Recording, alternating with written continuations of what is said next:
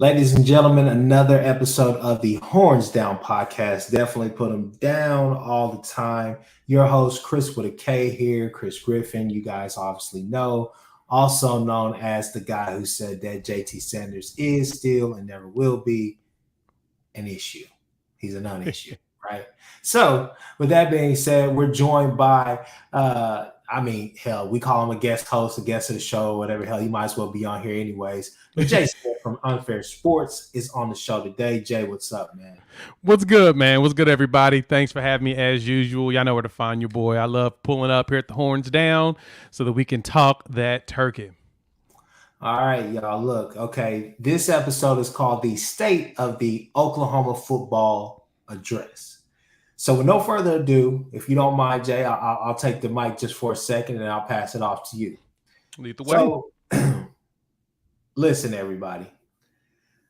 Maybe we overestimated this team this year. Maybe we overestimated some of the personnel, the staff, the players, different things like that we had really high expectations for.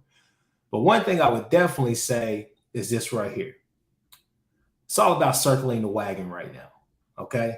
So in your mind, draw an imaginary circle around all of us that are in here, right? All of us who are watching this video. If you don't have faith in Coach Venables or the direction that he is going to take this program in, you're entitled to your opinion, but gladly step outside of the circle right now. Because although a lot of people are panicking right now, and a lot of people are wanting this to happen, that to happen, I've heard things about boosters trying to get him fired so they can hire Heupel, right? It's going to be okay. Okay, the ship's not sinking. This program is going to be great. This program is always going to be great. So my whole thing is this right here. Look, we've had some terrible outings. The problem for everybody is this. The product on the field does not match the expectations that we all had. But it's okay to temper your expectations. It's okay to have your thoughts about what should happen and what's not happening and all the rest of that. That's perfectly fine. But you got to keep the faith and you got to still support the team. Even I have said some things about guys like Justin Broiles. And I will say this right here. I'm going to follow Brent Venables' lead and I'm going to trust the process and I'm going to say we're going to be just fine. Jay, I've said it before. Aaron Rodgers, relax. It's going to be okay. We have Texas fans trying to tell us at every step of the way, we told you so. We knew this was going to happen, this and that. Yada, yada, yada. We have not experienced 10 to 13 years of mediocrity in the Big 12. We have not. If that's unprecedented, that's what they do. But this program right here, there's a reason why we say there's only one. And there's only one. This program will be okay. We're in great hands. Venables is building something. We have some positive news that has trended up today, which was the fact that, hell, our recruiting class is now ranked number 3. When they looked at the senior film, they're looking at it and they're saying, okay, this class is talented. And I do expect Vasic and a lot of those other guys that have already committed to us to stay committed. So the ship's not sinking, everybody. There's only one. OU's going to be fine. We're going to be perfectly fine. It's fine that some of these teams are beating up on us and all the rest of that stuff. Why do I say that? Because these are teaching moments. These are beautiful moments right now. And if you gave up your stock and you're not buying stock in OU, you better buy it while it's cheap. Because I'm telling you now, it's not going to be a revenge tour. It's going to just be about righting the ship and getting everything situated for us. We're our own worst enemy right now. So that being said, Jay, do you have anything to say to the good people here right now? Yeah, I didn't have similar expectations as everybody else when it came to this first year because I knew that there was a large amount of changes that had to be made in order for this team to really produce.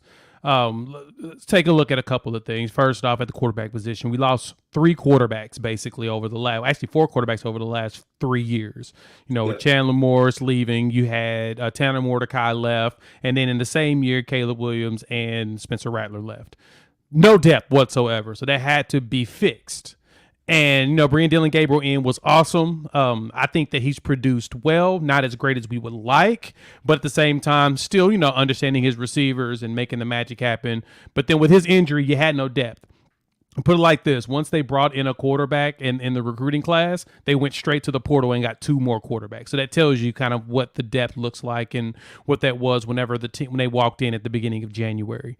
So there's a lot that's to go along with that. And the critical thing is you got to have a quarterback to do it. And then on the defensive side, we had so much turnover in the last year that, to me, my expectations was that we go to a bowl game. That was really it. Need year one so the coaching staff can do what they need to do.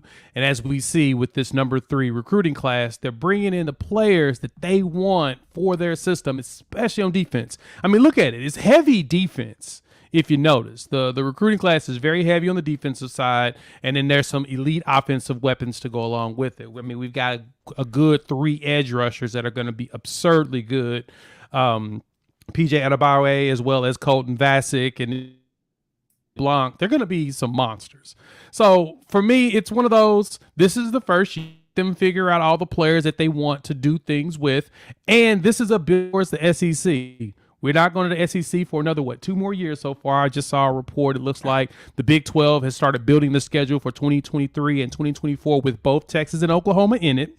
Mm-hmm. So that means that the TV contracts probably didn't put it together properly, the way they didn't align, the stars didn't align the way they wanted to. So that means that everything is going to probably be 2025 forward is when OU and Texas bounces.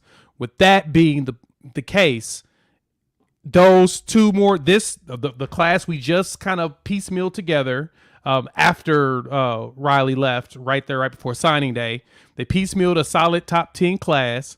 Then they've added this class now, which is right now number 3. It fluctuates, so it'll probably finish in the top 10, no problem. Yeah. Then you'll add next year's class. That's going to give you 3 years of veteran presence that they'll be prepared for walking into the SEC with the defense that's built specifically the way Venables and staff wants them to go.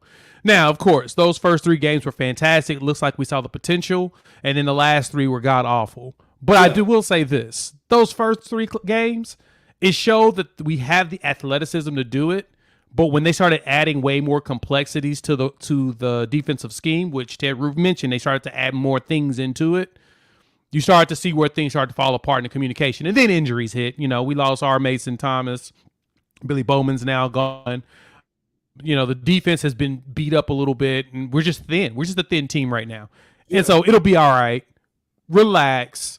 This season, if you want to call it a lost season, cool. They'll make it to a bowl game, and they'll be all right after this year. But the greats all had to have a year where they got what they wanted and what they needed in there.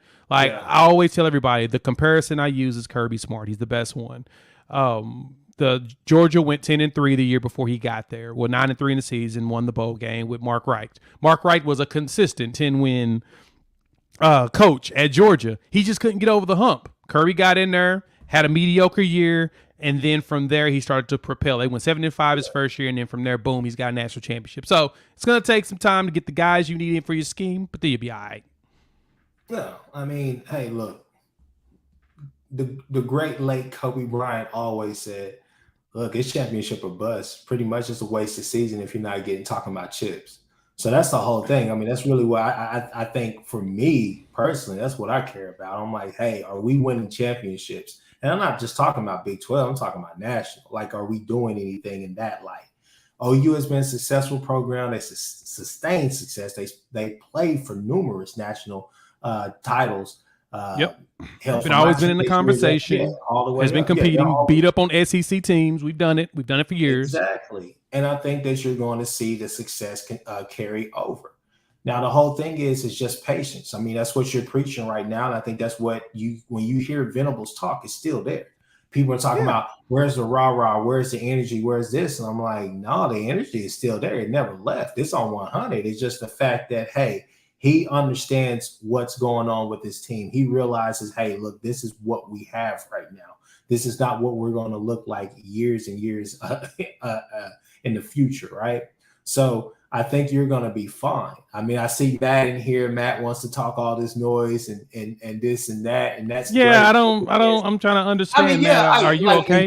enjoy your victory, but I will say it's like, that still is not a game defining. That's not doesn't define your season. At the end of the day, No, you're it doesn't at four and all. two. Yeah, you're 4-2. We're 3-3. I mean, we're really kind of just Ain't that much like, better.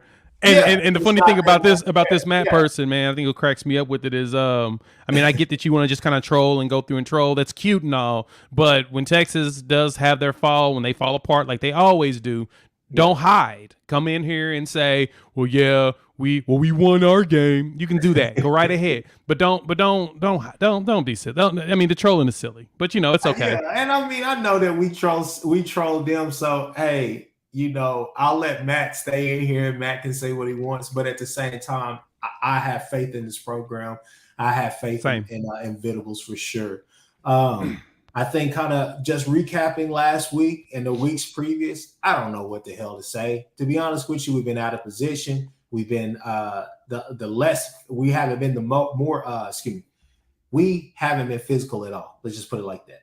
Yeah. We haven't won at the line of scrimmage, to be honest with you. Offensive line has actually looked decent over these past 3 weeks, to be honest with you, but the defensive line has almost been non-existent. Some people would blame it on the three-man front.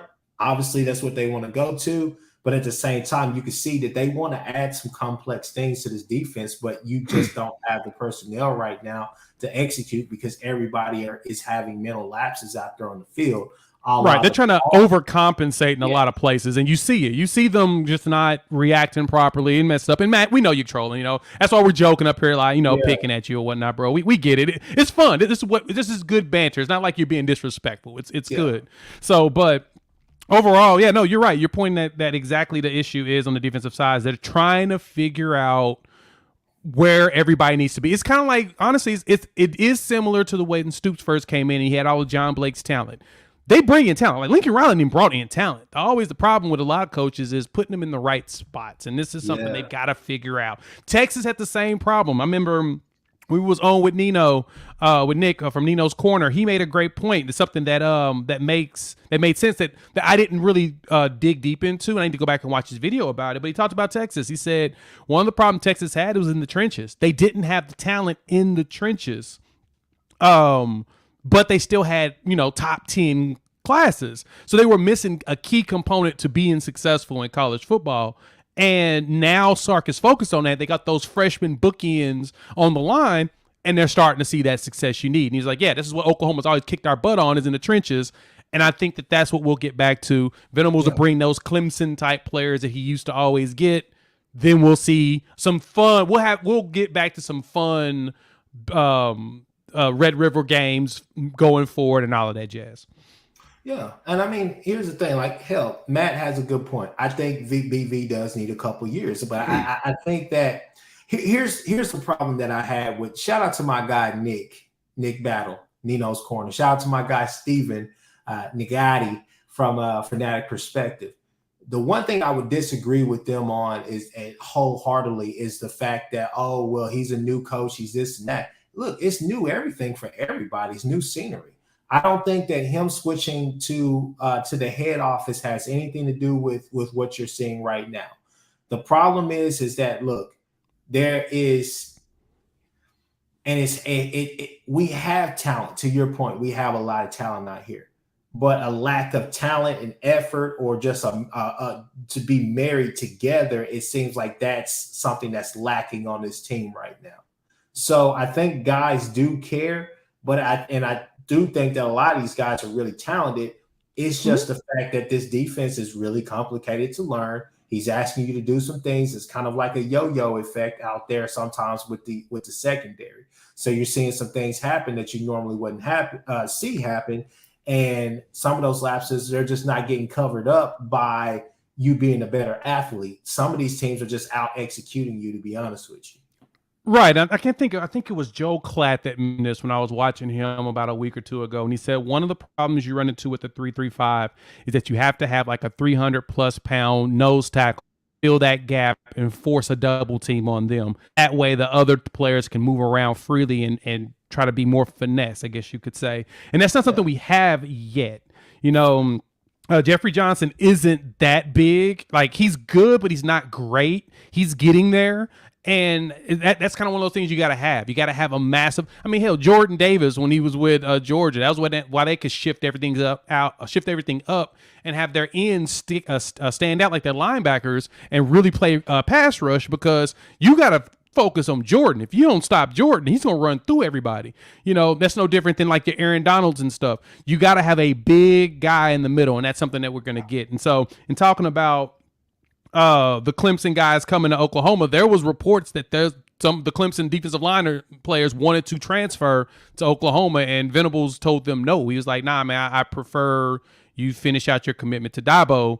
I don't want to take from where I was fed. I want to take from my old home." And if that's the case, then you know that talent's going to come. We've got that on the line. Vasic's going to be a monster. I can tell by the way that he plays and watching him on a lot of his film. He just shot up the rankings in 24/7, which is what helped propel us to a number 3 class. PJ Adebayo, he's going to be stupid good at Kansas City. He's going to be one of those edges that you're going to be like, how did everybody overlook him? Because he's one of those guys that he has only played football for like 2 years, and then next thing you know, he's going to end up, somebody's going to want to draft him in the first round. He has that potential because he's so athletic, strong, and fast while playing on the edge.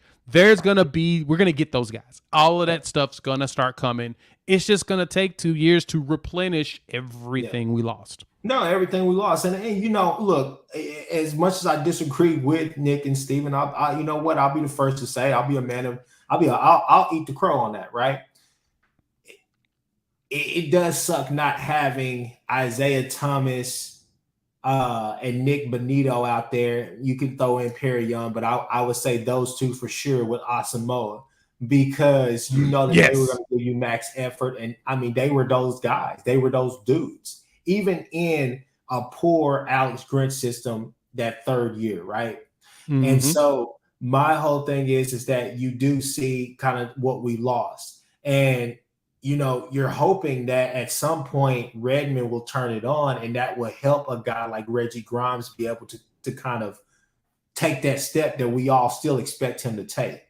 But I think for me, Jay, I just see that, hey, 6 games into the season, we have 6 games left, possibly 7. Let's go and finish this thing the right way. And let's see how this team finishes. Are they going to finish 5-7? Are they going to finish 3-9? Are they going to finish 6-6? Or are they going to go out there and try to turn this thing around in the season hot, 9-3, 8-4, something like that, to where you say, okay, I see the progress that they've made. They look great. They look terrible. Now they look like a real team. I see some of the parts. And then next year, you just want to keep getting better. Like Vic Venables says, keep the main thing the main thing. And look, I'm not being endorsed by anybody. I'm not doing any of that stuff. I'm just telling you from what I see and from what I feel. I've been through it, okay? I was there at the game. I know, and I felt every emotion from last year all the way to this year. And trust me, look, I'm still pretty damn pissed off about the Texas game. But what I will say is this right here. I trust the process, and that's all that needs to be said. So moving on, let's go ahead and talk about this game. This week's game, Kansas. Kansas is coming in, and obviously they're not the Kansas of old. We struggled with them last year. Even with their backup quarterback that it seems like is going to be starting this game. So Beam, however you say his last name, he's mobile. And I'm not going to say he has an arm, but everybody keeps talking about he threw like 4 touchdowns or whatever when he came in after Daniels went down. But I do know that the boy can convert on slants and out routes, because I saw that all last year. So it's the same thing again. I think that you got to come out there and be physical. I think you got to come out there and be gap sound. You got to have gap integrity. Linebackers have to show up. Agwebu and Stutzman got to show up this game. We got to get a push up front.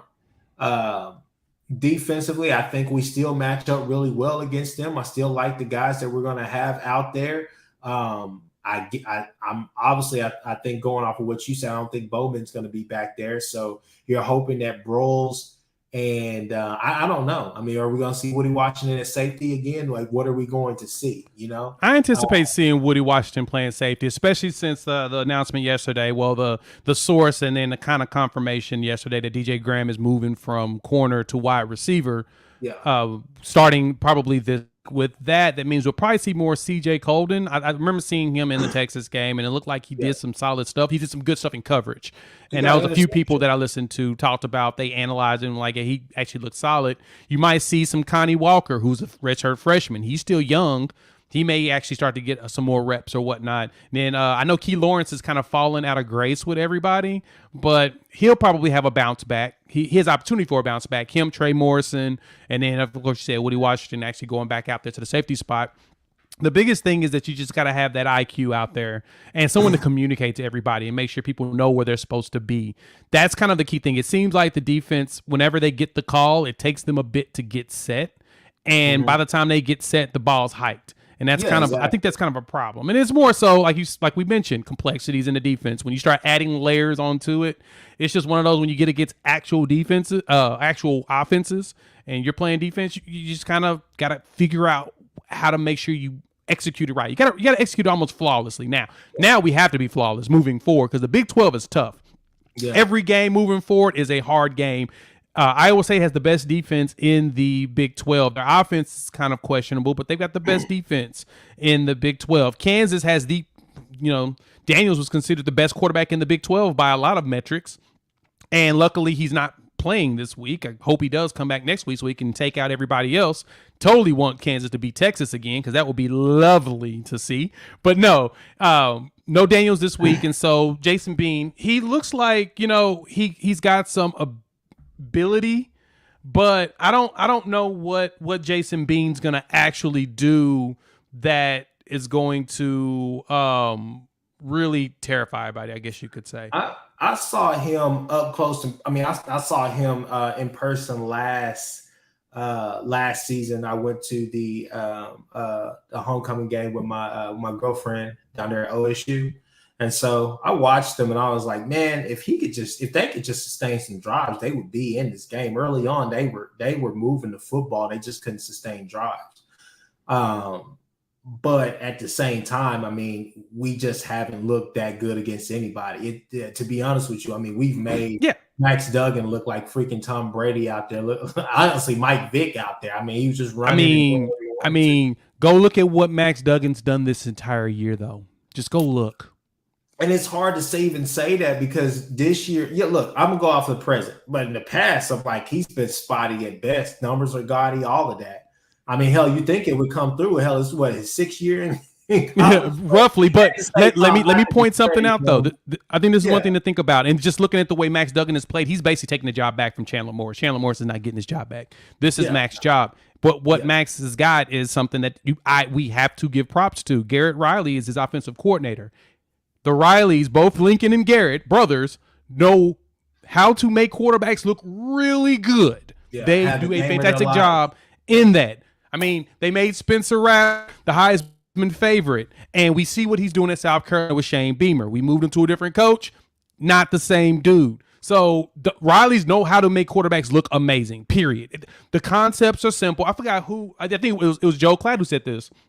He said the way Riley does it is the concepts are simple, but he makes a lot of changes in just the routes, but they're really simple stuff for the receivers and the quarterback. So the defense gets confused, but the offense doesn't. And so their layer of complexity makes it's very easy work for a quarterback. And so because of that, we're seeing their offensive sets work, and that's where Max Duggan is dominant at. He's running Lincoln Riley's basically offense. Of course, he's going to look good. Yeah. It's kind of like let me back up. It's kind of like Kyle Shanahan. If you go look at Kyle Shanahan and how he got Matt Ryan an MVP trophy, RG3 a Rookie of the Year trophy, as well as right now Jimmy Garoppolo, for all his flaws, looks like a very good quarterback. If you can scheme wide receivers wide open, but make it open all the time, usually that means your OC is amazing, and no matter who's throwing the pill, they're gonna figure it out. I mean, they had lines of quarterbacks that was putting up 300-yard games in the NFL because of the way that Shanahan had them set up. So I say that to say great OCs will get those quarterbacks open. And I mean, it's the guys, with the Rileys. I mean, you could see it when they broke down the play on that busted coverage during the game. You could see it. He's doing the same thing that his brother's doing. He's stressing the hell out of that safety. He's forcing that safety. Yeah, I talked about it before. He'll run like 2 twin routes basically, and he'll say, okay, this is going to be a corner at some point, but you're going to have to figure something out because I'm sending my slot or my fastest guy, a la Hollywood Brown. I'm going to send him on either a right route or just a straight go. So you're going to have to make a decision whenever they get to that second level because you're trying to play a zone. And it's not like I'm running 4 go routes, but I'm basically telling you, hey, I'm going to stress the hell out of you because you're going to have to make a decision. Do you match? It feels like it's 4 go routes the way they do it, but no, right? Exactly. Yeah. Simple concepts, looks complex to the defense. They don't know because they run it they run those different concepts out of like a few sets, so you don't know what's coming from the 5 or 10 sets that he's running. It's like 100 different things that they can do in it. So that's good coaching, and I think, like I said, with us, Lebby has one quarterback that knows his system inside out. He's got to get the other guys up to speed. Doesn't look like they're there yet. Evers, they've said they wanted him to sit for a year. I would say, hold on. Okay. Let's stay on the defense. Defensively, what do we have to do against Kansas to win this game? We need to play some of these young guys. Go ahead and get Kanik out there. Let Kip Lewis play. Give me some Kobe McKenzie. Mix in those young linebackers and let them get some reps. Let them get some hits because they're going to go out there with energy and hit. Kanik has been everywhere. Every time he's played and every time I've seen him on the field, the dude's flying all over the field. I want to see more of him. Now, he's still trying to learn the linebacker position, and I totally get that, especially at this level. But if you got a guy that's willing to run the way he does and the way he's hitting holes, the way that he's making tackles, the way that he's a part of the gang tackles that's happening, we need that. I think we need to get more of the young guys out there, get them some plays. He does need an additional 20 pounds. I've actually saw somebody else say that same thing, and Deshaun White said that he's going to potentially be special. He saw something in him. He's like, hey, man, he's going to be something. So we need to get the linebacker switching around. The secondary, they are doing fine about preventing deep balls when the right people are at safety. We're not giving up deep plays. We're giving up underneaths. That's what the linebackers need to play. And then the defensive linemen need to get more pressure. We need to get more. I think R. Mason Thomas is going to play this week. We need to get him, Jeffrey. We need all of them to get pressure on the quarterback. And if we can do that, or at least give him a little stress, I think we'll be fine. No, and I definitely agree. We gotta do something. We gotta circulate a pass rush. I think that's the biggest thing. I was talking to my uncle today. I think you gotta get back. I think you need to go back to basics. Got to go back to just basics and just let them just be better, be the better athlete now. Yeah, be the better athlete. You can still install a lot of different things, but just let them be athletes and let them play. Don't have them thinking so much right now. I think right now a 4-man front would be great and be ideal in this situation. Are they going to do it? I don't know. It seems like they've been reluctant all year. But can you circulate a pass rush? And can you actually defend the pass? Can you keep that underneath stuff out of the game, unlike you were able to do against Texas? I think that's going to be a big key. This Kansas offense can score. We've seen it time and time again. They can score. So are you going to be able to get stops? And then also, are you going to be able to sustain drives, which goes to the offensive side of the ball? So I'll let you take it first. Offensively, what are you I don't even know if I can say what offensively can we do to beat them. What are you expecting to see from this offense? Okay, I need to figure out who's going to throw the ball. So right now we still have Dylan Gabriel in the concussion protocol after they hit against TCU. And if he doesn't play, I really want them to just go throw either Nick Evers or General Booty out there and just throw them in the fire. Let's see if they're gamers. I know that Lebby does not believe in that.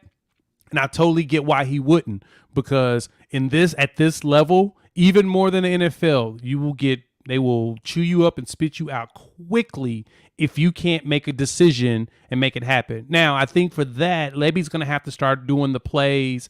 So there's certain plays that offenses run, and this is at college as well as at the NFL.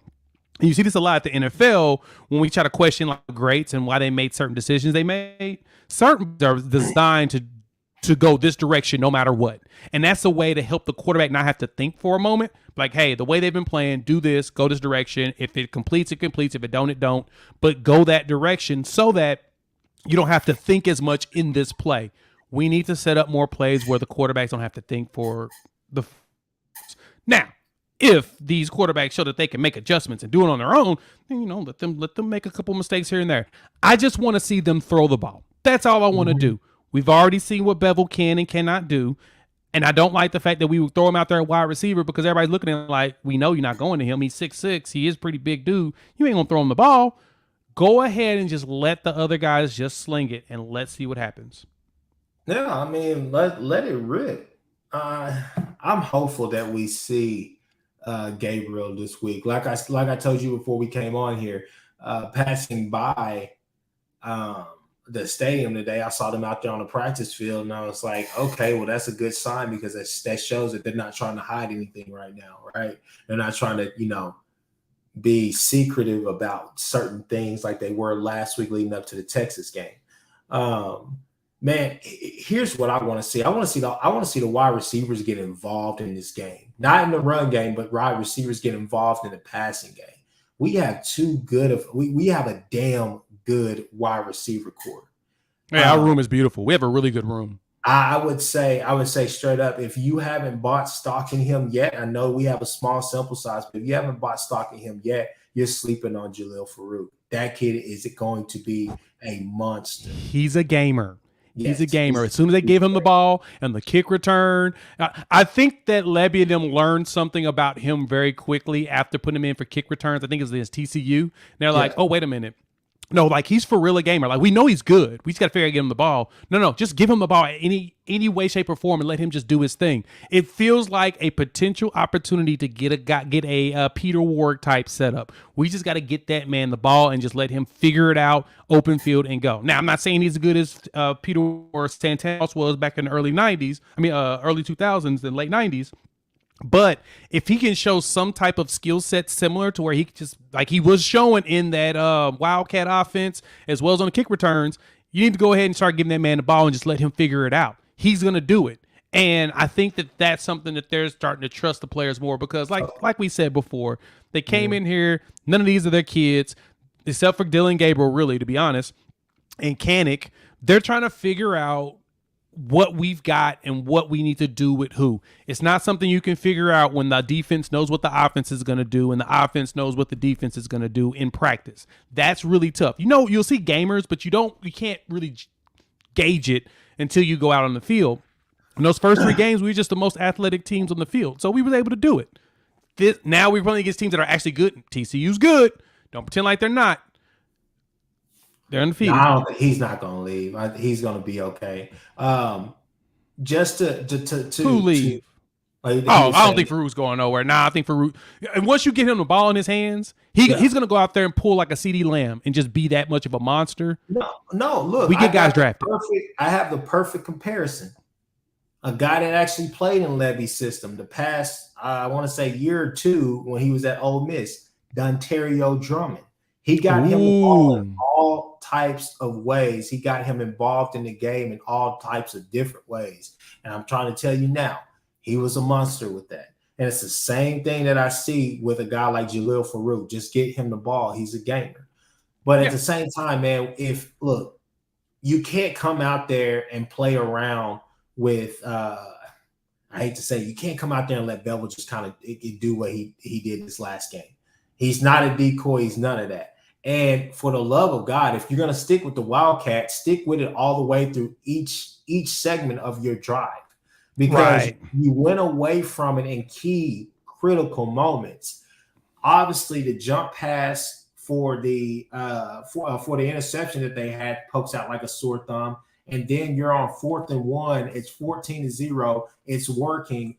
If you're not, if Majors is still not 100% healthy, why and here, look, I like Eric Gray. I like Eric Gray a lot, but in my opinion, you cannot go back to your normal formation and try to run counters with him going against any defensive line. I think your best bet is either to say, okay, we're going to go with Braden Willis running a wildcat and running in between the tackles, right? Or you can line Eric Gray back up at the wildcat by himself, which he had a lot of success. So, I mean, look, I know Monday morning quarterback, Monday morning offensive coordinator. I'm just saying those are observations that I made at the Texas game. So my whole thing is can we please not only sustain drives, but can we score? Can we get those type of plays? We had all the momentum on our side to score, but it was terrible execution. Terrible execution. So with this game, I don't care who's at quarterback. If it's Gabriel, will we get the Dylan Gabriel that we all want to see? The one who's not overthrowing guys, the one who's precise. Is he going to come out here and slice and dice his defense? Or if we have to go with the backups, are we going to actually use the backups so we can use our wide receiver core? I mean, I think that look, in this game offensively, we are our biggest enemy. The Kansas defense is decent, but their pass defense is terrible. I think they're like 115th in the nation or something. But at the same time, are we going to make them look like they're the damn 1980 Bears, right? Or are we going to look like, I don't know. Are they going to come out there with a steel curtain Steelers defense, right? So my whole thing is that we have to go out there and not beat ourselves and not do any of that. Like if we do that and we come out there and just play our brand of football, our type, and Levy is hitting on all cylinders, we're going to be just fine. And I'm not going to say we have a chance as Kansas, but at the same time, we'll be able to go out there and execute and do what we need to do to secure a victory. Yeah, no, you're right. That's it. Just try to play mistake-free ball and get out there. Now, I know a lot of people talking about Micah Bowen, and I'm just gonna say it this way: there's a reason why we haven't seen him since he's been here. And there's a reason why supposedly he got moved to wide receiver. There's a reason.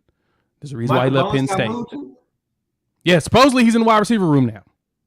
I don't know, but there's a reason. Why? Like, guys can be great in high school, and we've seen this. This is the problem with recruiting. It's the problem with going to the NFL draft, NBA draft, anytime.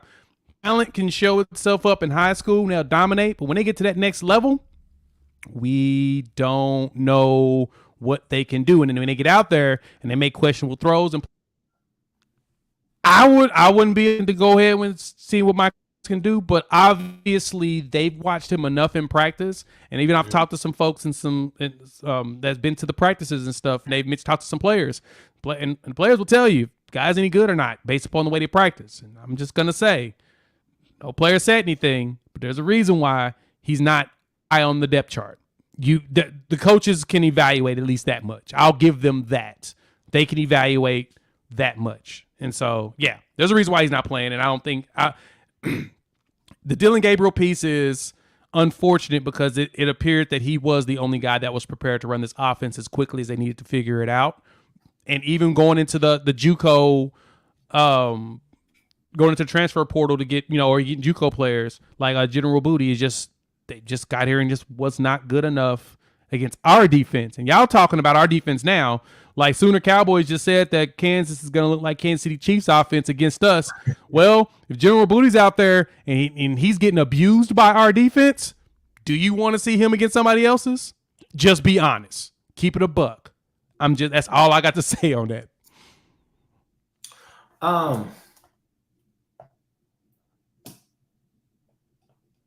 I'm just still at a loss for words, man. Like I said, that Texas victory just does not sit right with my soul, man. It does not sit right at all.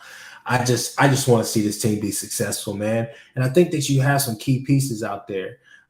It's just the fact, like I said early in the video, man, the product on the field does not match the expectations that we have for this team. And I think that if we can get back to that, if we can start playing that way, I think more people will jump back on the wagon and say, "Hey, this team is going to be okay. We're going to be fine." But I mean, at this point, I think I'm not saying you tank the season or anything like that, but I'm just saying, hey, you got to put these people back in there, you know? Yeah, Hank says that he's a current Wildcat QB. Which, hey, you want to be honest? That's a good point, Hank. I can't even argue with you. That's a great point. Yeah. Because if you think about it, we were basically running a Wildcat with guys that weren't quarterbacks. I mean, weren't wide receivers, and it didn't look even suspicious whatsoever to the defense. They're just like, oh yeah, just throw that quarterback out there. He ain't gonna get the ball. They're gonna run it, and so they just focused on that. We just gotta. I think if anything, and Venables kind of mentioned this, didn't use it as an excuse, but he did mention it. That fatigue kicked in, and I saw a report somewhere that Smitty supposedly, Jerry Smitty of all people, went to Venables and said, "Hey, these guys need a day off. We've been running ragged for too many days straight. The guys are exhausted. We need to get their legs back." I mean, not Levy, but then Lehman comes out and says, "No, the way that they're practicing and everything, it's not that serious." I don't know. It's yeah. But some teams take Mondays off, and that's the rest day post all the games. And look at this. We've also run into a whole bunch of injuries. Yeah, we probably could use a QB coach. That's a solid point. I don't think we just suck. That's the thing about it. Because I put it like this. Even with Vegas and ESPN's FPI and all of the predictive stuff, Oklahoma still ranked pretty high. And it's not because and everybody's baffled. They're like, everything about them says they're better than what they're playing. This is unprecedented. We don't get it. Something else is going on. And to be honest, if they've been practicing every single day, for the most part, tough on certain days that they usually would take off, yeah, the human body has limits. And I know a lot of people don't like hearing that, but it does. That's how you see teams get tired in the playoffs. You see them fall apart in NFL playoffs. The human body has limits. And once it hits its limit, it will tell you and it will stop. My coach at my junior college, he said, "You guys can literally run all day. I've seen it happen before." And I was like, this ain't the 70s, man. I was like, nah, no water or nothing. Man, I look at like, I just want to see max effort, man. I just want to see this team be successful, and I want to see these players be put in a position to succeed. And obviously, there's some things that we need to truly discuss in the off season. So with that being said, I would say this could probably be our last point, and then we can kind of just turn it over and see if there's any questions in the chat. Are there personnel changes on the staff that you think may need to happen at some point during the season or in the off season? Honestly, I hate calling people's jobs, but I do think that Ted Roof probably needs to move into more of a analyst role and somebody else call the defense. Honestly, if anything, I think Venables should have been just running the head coach DC type job and letting the offense just do their own thing. Just like a lot of coaches do. Nick Saban does that. The only thing that Nick Saban basically tells his coaches is that don't do anything stupid. And that's why you would see him yelling at Lane Kiffin like, bro, you know that was unnecessary. Why are we trying to run up the score? Calm that mess down. That's what we need. We just need focus on one side of the ball. That's what Saban does. You can still be CEO while running one department at the same time. That can work, especially if you got an offensive side that you trust, and you got to trust them. Now, outside of that, I think that's really the only thing that needs to be moved around. I'm a little bit questionable with I'm questionable about the defensive play call, and especially as they've gotten more complex, we've gotten worse. That's on coaching. Pull that stuff back. Go back to the vanilla stuff. And if you want to install a fourth man down, sure, but go back to the basics to where you can truly evaluate these guys. It just seems like the complexity is not there for them yet, mainly because it's not their guys. The guys that they got to do certain things. You got to have certain pieces in certain places. And like I said, a big nose tackle to help with a 3-3-5. If anything, I think that Ted probably need to move back to an analyst role. And let him help oversee it, but I don't think he should be running the calls. Give it to Todd Bates. Let Todd Bates do it if you want to do it. Give him a shot. What about the wide receiver coach?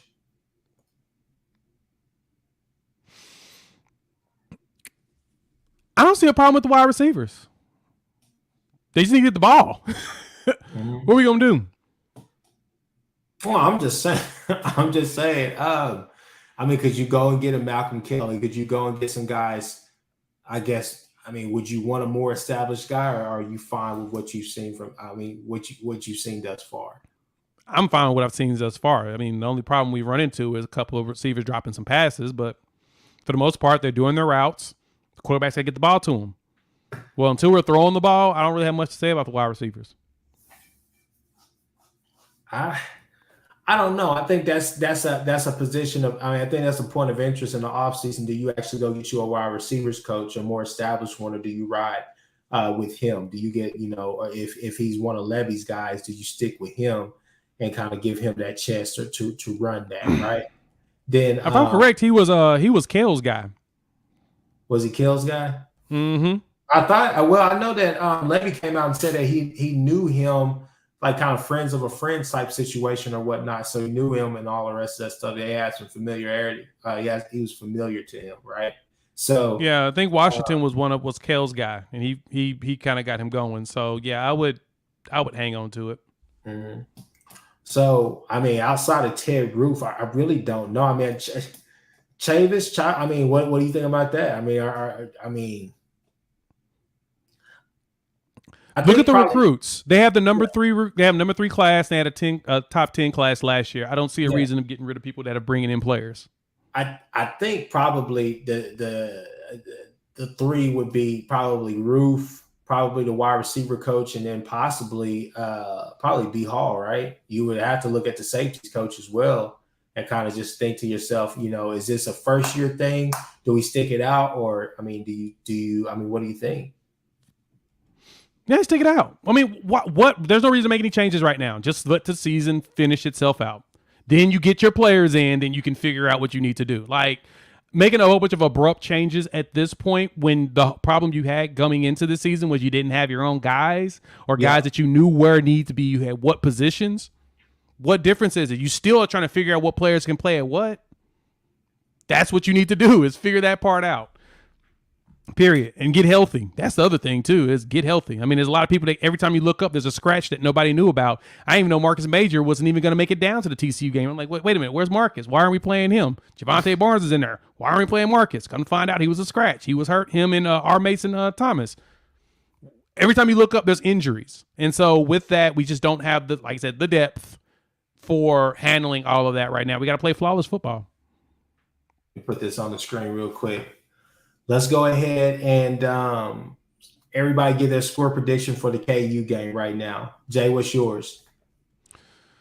Man, it's a tough one. I think it's going to be close. I think both teams will put up some points. I think it's going to be probably about like 35-32. I think it'll actually be a close game. I don't know who wins. I'm going to be 100% honest. As a backup, I don't know who our quarterback is. Until I know who our quarterback is, if I don't know who our quarterback is right before the game tips off, I'm gonna say Kansas wins 35-32. If we know who our quarterback is, I say that we win at 35-32. Mm-hmm. I just need some actual solidity on who's actually gonna play in the dang game. We're at home. I'm gonna say we play well at home. Obviously, I'm gonna go out on a limb and say. 35-24 OU. Okay. I like that, Hank. 38-28. I like that. That's a good Jimmy one. thinks we get blown out. 42-28. Fascinating. Sooner Cowboys says it's going to be 38-21. So everybody thinks we're going to get blown out. Okay. If it happens, I'll give you props. If it doesn't, please keep the same energy. Or say you're wrong when we do another live stream. What are we doing? Are we doing the post game on yours this weekend? I won't be. I'm out of town this week for work. Next weekend I can. Well, that'll be the bye week. The week after that I can do post game, but I'm out of town. I'm actually flying out tomorrow for work. So yeah, I'll be gone for 6 days. So I'll be watching the games. Luckily in Vegas though. I'll be in Vegas watching the games. But I start working Saturday afternoon. Doing some events out in Vegas, and I'll be there until next Wednesday. So I want to do a post game. I won't be able to this one. This is the last actual trip I have to take for the rest of this year. So I'll Gotta be do good what after you gotta this. do. Now, I'll say this right here, and I'll just kind of reiterate my spiel that I had to start the show. Hey, man, circling the wagon right now. If you haven't bought in all the way and you're not sold on Venables and the direction that this program is going to go into, kindly see the exit. You're entitled to your opinion. Please don't think I'm trying to say that you can't have that. If you think this team is bad, all the rest of that, it's perfectly fine. But I think over the next few years, you're going to see the talent and everything in this program just grow. And I'm excited about the direction. It's just, hey, it's taking a little bit longer than what we thought, right? You got any party shots? I was like, it take longer than what y'all thought. I never thought that this was the year that we were going to actually play for a championship. I thought that we had a chance to be really good, but I had zero thoughts that we were going to win anybody, get anywhere near a championship this year, because all that turnover, man, 40 plus players gone in a year from the draft to transfers, and you got to shift in all these new dudes. Nah, man, it takes time to figure that stuff out. Chemistry is big. Like, chemistry is a big deal. And what they're doing at like TCU, Sonny Dykes has been a head coach, 3 different jobs, and he helped Jared Goff become the #1 draft pick. Y'all watch Jared Goff play on Sundays. He helped Jared Goff go to the Super Bowl. The dude got drafted #1. I'm just saying, Sonny Dykes knows what he's doing. He may not be great, but he knows what he's doing. So that's the thing we got to figure out. We got to just wait and see what it looks like after this year. We've got that first class that was top 10. We've got a top 10 class this year. Next year, be top 10 again. 3 straight top 10 classes. We'll be straight. You're gonna reap the rewards, man. You're gonna reap what you sow, and I feel like we're laying the foundation right now and just trying to get right, man. We just need to get a win. We just need to get a win by any means necessary. Got to get a win. Get on the winner's side. Go into the bye week, regroup, go to Iowa State and handle business and just win. I mean, that's all that you're asking OU to do right now. You're not asking them to win a Big 12 championship. Not asking them to make the playoffs. Any of that stuff is all that. It could possibly win some games, baby. Yeah, just win some games. Just win. I think that's all that you want.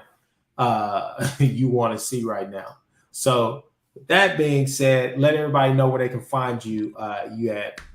You know where to find me at Unfair Sports. Search for me on YouTube or all my OU content's at. Doing some more stuff now. I dropped 2 videos today talking about the threads that we're wearing this weekend, as well as my thoughts on DJ Graham moving to wide receiver from corner.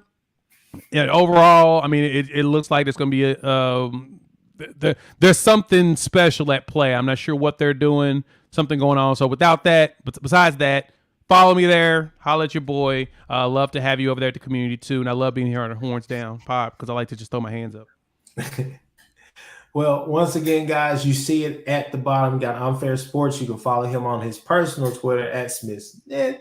Then you got the Horns Down podcast, and then you got mine, Kchris with a K. Definitely follow us. Like, subscribe, share this with everybody. People come in, talk. You already know we get here and we just talk noise, right? And we just have a good time. So with that being said, this is the Horns Down podcast. Let me go ahead and throw that up right there. We got a lot of content. We're going to have Seth back on here. And, of course, we're going to have Jay back on here. So, guys, with that being said, we are out.